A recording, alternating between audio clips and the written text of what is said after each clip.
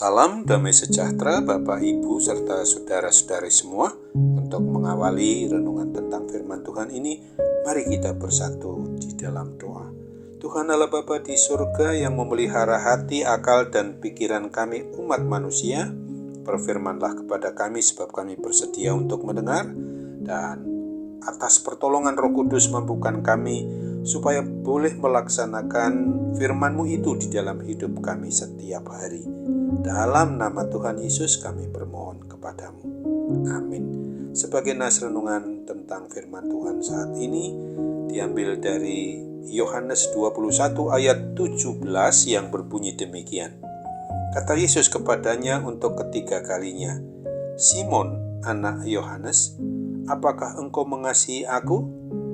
Dan Petrus berkata kepadanya, "Tuhan, engkau tahu segala sesuatu. Engkau tahu bahwa aku mengasihi engkau." Sebagai tema yang diangkat dari nas renungan kita adalah pemulihan bagi orang yang berdosa. Simon Petrus yang juga disebut Kefas ini telah pernah menyangkal Tuhan Yesus sebanyak 3 kali. Padahal beberapa jam sebelumnya ia pernah menyatakan kerelaannya mati demi membela Tuhan Yesus. Lukas 22 ayat 33. Kegagalan untuk menepati kata-kata janjinya itu sendiri merupakan pukulan berat bagi Simon Petrus.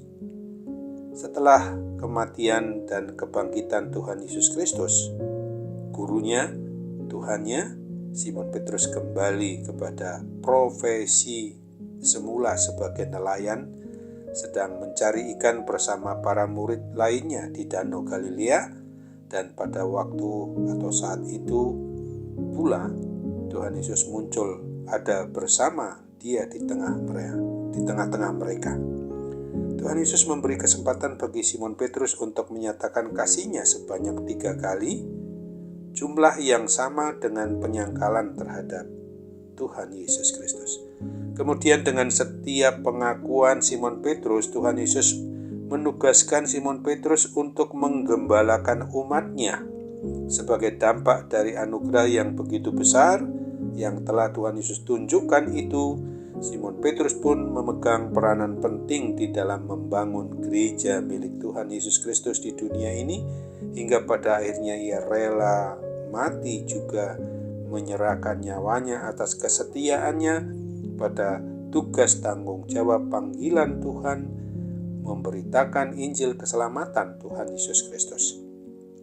Apabila kita sebagai umat yang beriman, yang percaya kepada Tuhan Yesus Kristus, mengenang kembali bahwa perjalanan hidup kita ini mungkin juga diawali dengan serangkaian kegagalan dan kekalahan terhadap keinginan daging kita, tetapi anugerah Tuhan Allah selalu memungkinkan kita untuk menutup catatan kehidupan masa lalu yang penuh dosa itu dengan manis, dengan adanya pengampunan daripada Tuhan Yesus.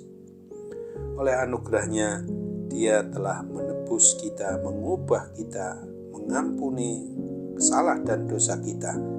Sebagai umatnya, kita juga diberi jaminan keselamatan untuk hidup kita kelak sampai kepada kehidupan yang kekal di surga.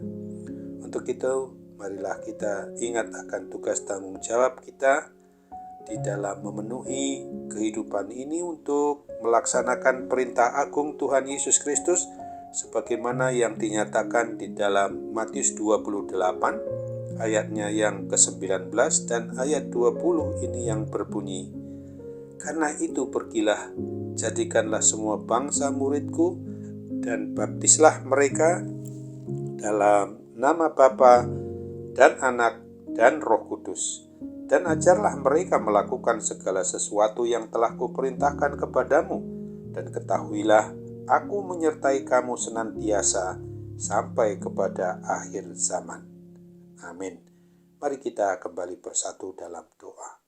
Tuhan Bapa di surga, terima kasih oleh pertolongan Tuhan Yesus Kristus di dalam Roh Kudus. Kami tahu apabila kami berbuat dosa, mau mengakui dosa itu, dan bertobat kepadamu, untuk mohon pengampunan daripadamu, maka Tuhan Yesus akan memulihkan kami, orang-orang yang berdosa ini, untuk disuci kuduskan oleh pengampunan-Mu itu sendiri. Terima kasih ya Roh Kudus, karena kami boleh merasakan hidup yang senantiasa diperbaharui untuk juga melaksanakan tugas tanggung jawab kami di dalam hidup sebagai orang yang beriman percaya kepadamu, dengan melaksanakan perintah agung Tuhan Yesus Kristus di dalam kehidupan kami sehari-hari, dimanapun kami berada, sebagai ujung tombak dari hidup kami.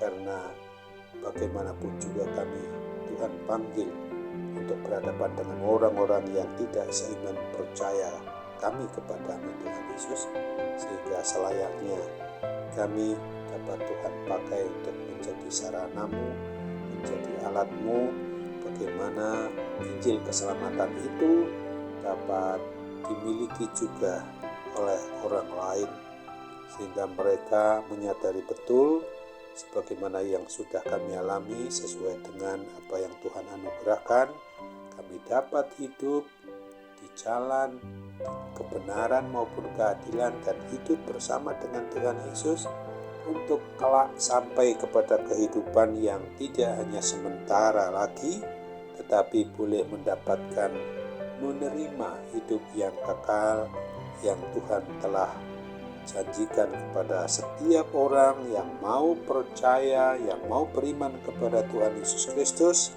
yang dapat mengerjakan keselamatan itu dengan takut dan gentar, supaya jangan menganggap sesuatu yang biasa-biasa saja, karena sesungguhnya perintah agung Tuhan Yesus itu memang harus kami berlakukan dalam hidup sehari-hari, karena setiap hari kami berhadapan dengan setiap orang yang belum percaya kepadamu.